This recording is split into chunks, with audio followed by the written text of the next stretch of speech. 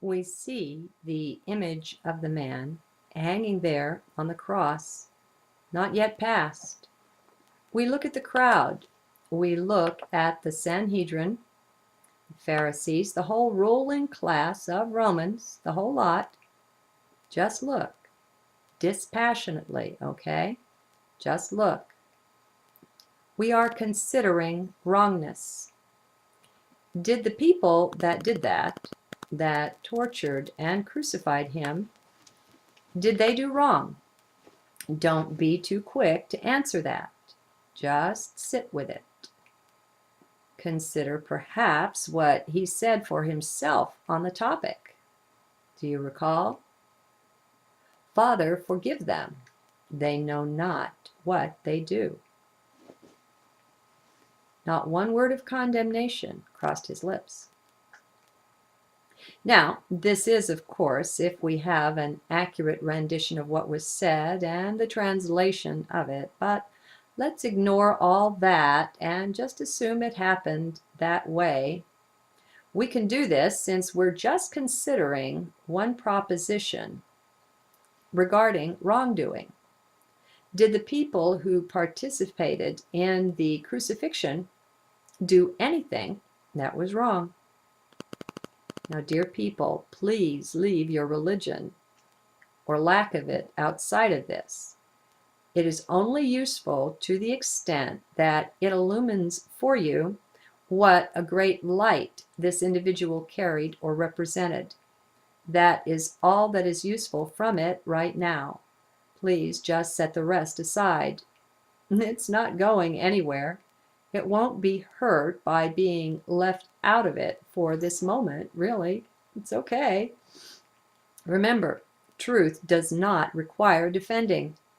What is true simply is. What little peons all over the place think of it really doesn't influence anything. What is true is simply above all of that. It doesn't need you to defend it.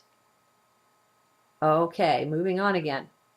We've seen this image then, the greatest wrongdoing we could conjure up in mind, the crucifixion of a being of great light. We've heard the light being's words on this. Forgive them, they know not what they do. Shall we look at those? They provide a good clue. Could not wrongdoing then be considered doing something terrible like this? For crucifixion and torture of any being is terrible in itself, but done with full knowing? They know not, he said. Forgiveness linked to the not knowing. See this from heart with me. Keep putting no judgments of any kind, no emotional baggage on what you see. Just see. They know not. Let's not look too deeply into that, for it doesn't apply beyond a certain point to the matter at hand, the wrongdoing aspect of things. Leave it for another day, another time, to consider what the various individuals knew and what they didn't. Right now, leave that. Just look at what Jesus said. They know not. Trust that. Accept it. He was the greatest light being there at that time, and that is what he perceived. Works for me. Okay, now what we have here is the worst scene imaginable, at least as regards one being, and yet there is clearly a ruling by that very being that there is no real wrongdoing here. Mind wants to fight that. Watch it fighting for a second, then look back here. Just look away from mind. Stay in heart with this. Just be seeing. Jesus wanted to erase the dark deeds, their consequence. He called for forgiveness. Okay. Yes, I hear you saying by mind's standards that must mean there was a wrong committed. Leave the mind. Just leave all of that, all such thinking. Listen, please. Hear this. It takes you out of heart. Do you hear? People, You've got to stop paying any attention at all to the mind, or you don't stay in your heart. In a way, this is my fault for choosing such a culturally loaded image to focus upon. Still, we were after the greatest, the most huge wrongdoing we could find. It seemed appropriate. But to many of you, I've got to say, pay more attention to heart. You aren't staying there. You're apparently considering that you can both think and remain in the heart. Your mind has you convinced you can do this. Well, you can't. I feel it when you drop out. I even get the sense of where you are going in awareness. I can see the mistake that's made and its consequences. That's why I keep calling you back in, of course. You thought perhaps I was just being repetitive. Well, yes and no, ho ho. I want you to take the call to heart more seriously when I make it. If you will do this, you can ride my vibe, my wave with me. I will help you correct your course if you will listen, if you will keep coming to heart. That is the only way I can help you, since this is a free will universe. Your free will is very important here and must be exercised.